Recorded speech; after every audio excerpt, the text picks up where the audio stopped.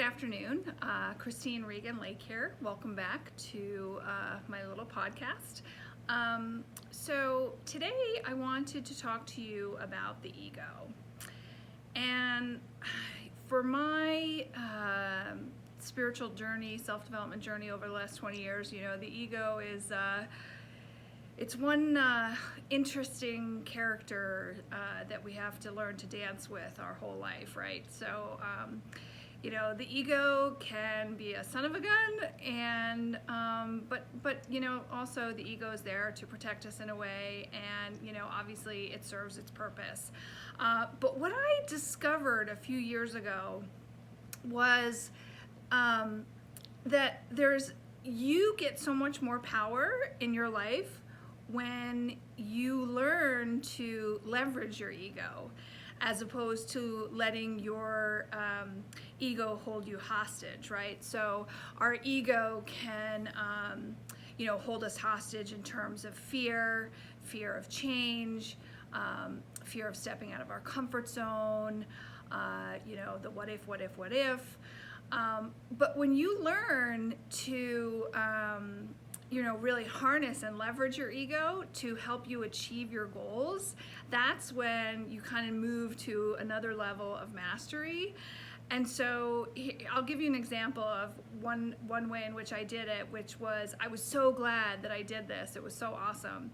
So I don't like long lingering projects. I like, if I need to get something done, I like to harness all of my energy and kind of like push it out in a short period of time and execute massively and then move on. I do not like long projects that just, you know, drag on for months and months and months. It drives me nuts, and I just don't like that energy. So anyway, I had written 2 books. I had written My Body Cleanse and Circle of Healing for Women, and I had a desire to attempt my first, you know, novella. And it was definitely intimidating, and so I just knew I had to do it. I had to swallow the frog, and I just had to write this first one. And so I thought, okay, how am I going to do this? And so I decided to write this novella in a 30-day Facebook challenge, because I knew that if I put it up on Facebook very publicly and said, hey, I'm going to write my novella in the next 30 days, and I'm going to have to report to you every single day my word count, I knew that that would give me awesome public accountability, and it would also harness my ego, because my big fat ego does not want to fail publicly. Like to have to admit failure and acknowledge failure in front of all of my friends on Facebook that I didn't have the discipline to do my daily word count, was the pain of that was more painful than the fear of, you know, stepping out of my comfort zone and writing this novella.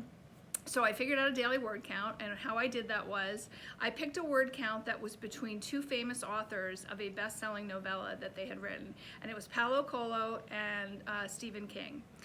And so I picked a word count, and I figured out there are 2 word counts on their novella, and I picked a word count that was like literally just between the 2 of those. So I was right in that word count zone of 2 best-selling authors. I thought that would be a great way to model it. And so I had to come up with 14, so every single day I had to write 1,442 words every single day for 30 days straight. And the really funny thing was that every single day I would have the same exact anxiety attack. Oh my God, I don't have anything to say today. I don't even know what I'm gonna write. I can't do it. And then I'd be like, yeah, I don't want to not do this and not post my count, and it's gonna hurt so bad if I have to admit failure in front of all of my friends and family. That's gonna feel awful. And so then I'd say, okay, well, just sit down.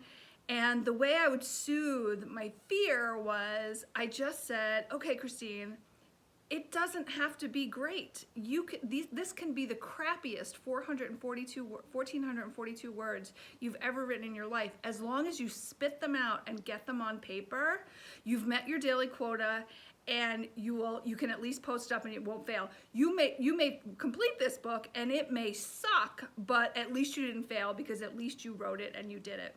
And so that's what I would do and I had to give this pep talk every single day. I swear to you, every single day I had the same anxiety attack, and every single day I had to give myself permission to suck. And so I did that, and at the end of 30 days, it was written.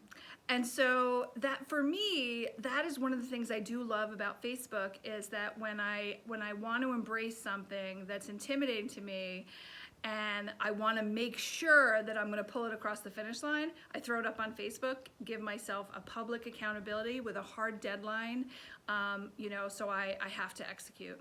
And so that, for me, has been a great wake-up call in terms of realizing how to harness my ego. And so I just thought I'd share that little trick with you. So I hope you found value in that. I hope you have an amazing weekend filled with light, love, grace, and gratitude. And I look forward to speaking with you again soon. Thanks. Bye.